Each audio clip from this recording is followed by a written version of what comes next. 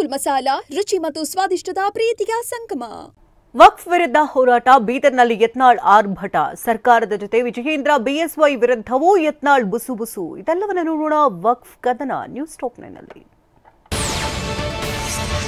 ಬಿಜೆಪಿಯ rebels team ಕೊನೆಗೂ ರಾಜ್ಯಾಧ್ಯಕ್ಷ ಬಿವೈ ವಿಜಯೇಂದ್ರ ಬಣಕ್ಕೆ ಸೆಡ್ಡು ಹೊಡೆದು ವಕ್ಫ್ ವಿರುದ್ಧ ಹೋರಾಟ ಆರಂಭಿಸಿದೆ.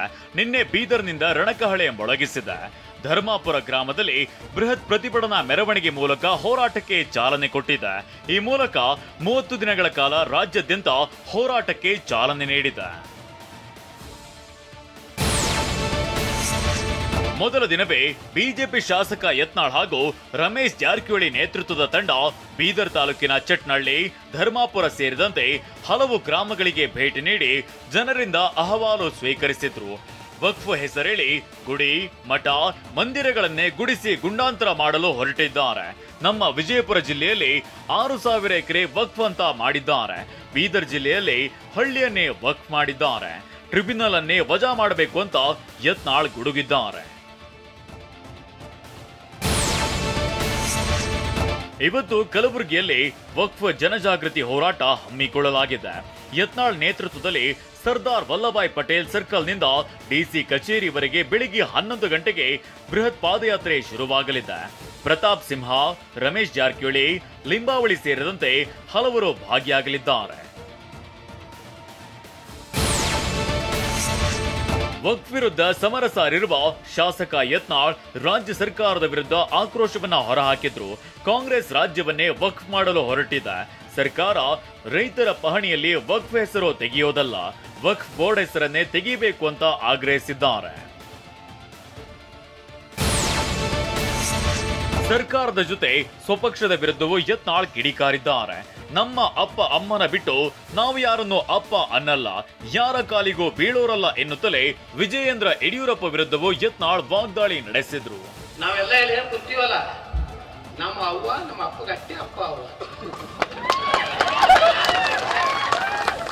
ದಿನ ಒಂದು ಪಾರ್ಟಿಗೆ ಹೋಗ್ಕೊಂಡು ಅಪ್ಪಾಜಿ ಅನ್ನೋ ಮಕ್ಕಳು ನಾವಲ್ಲ.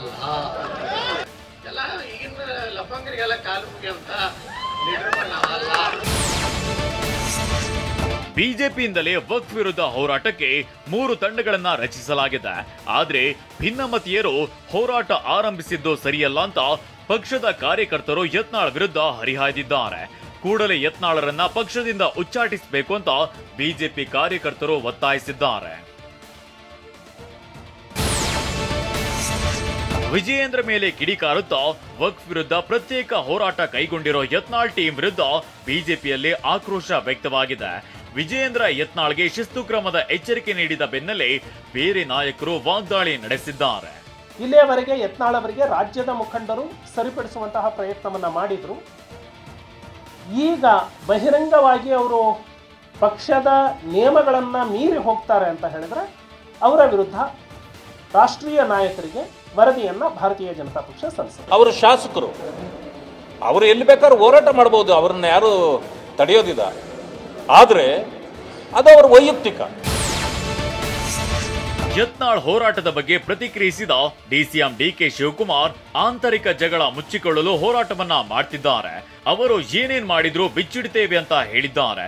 ಇದಕ್ಕೆ ಆರ್ ಅಶೋಕ್ ತಿರುಗೇಟು ಕೊಟ್ಟಿದ್ದಾರೆ. ಈ ಲೀಡರ್ಗಳೆಲ್ಲ ಇದಲ್ಲ, ಅವ್ರದ್ದು ಮುಚ್ಕೊಳ್ಳಕ್ಕೆ, ಅವ್ರದ್ದು ಇಂಟರ್ನಲ್ ಪ್ರಾಬ್ಲಮ್ಸ್ ಮುಚ್ಕೊಳ್ಳಕ್ಕೆ ಹೊರಟಿದ್ದಾರೆ. ನಾವು ಕಂಪ್ಲೀಟ್ ಎಲ್ಲ ಬಿಚ್ಚಿ ಬೇರ್ ಮಾಡ್ತೀವಿ. ಈಗ ನಮ್ಮ ಹತ್ರ ಎಲ್ಲ ಇದೆ. ನಾವು ಸುಮ್ಮನೆ ಎಲೆಕ್ಷನ್ ಅಲ್ಲಿ ಸುಮ್ಮನೆ ನಾವು ಮಧ್ಯೆ ಡಿಸ್ಟರ್ಬೆನ್ಸ್ ಮಾಡ್ಕೋದು ಬೇಡ ಅಂತ ನಾವು ಮಾತಾಡಕ್ಕೆ ಹೋಗಲಿಲ್ಲ. ತಪ್ಪು ಕೊಟ್ಟಿದ್ರೆ ನೋಟಿಸು ಅಧಿಕಾರಿನ ಜೈಲ್ಗೆ ಹಾಕಿ. ನಿಮ್ಮ ಅವಧಿಯಲ್ಲಿ ಕೊಟ್ಟಿರಲಿ, ನಮ್ಮ ಅವಧಿಯಲ್ಲಿ ಕೊಟ್ಟಿರಲಿ, JDS ಅವಧಿಯಲ್ಲಿ ಕೊಟ್ಟಿರಲಿ,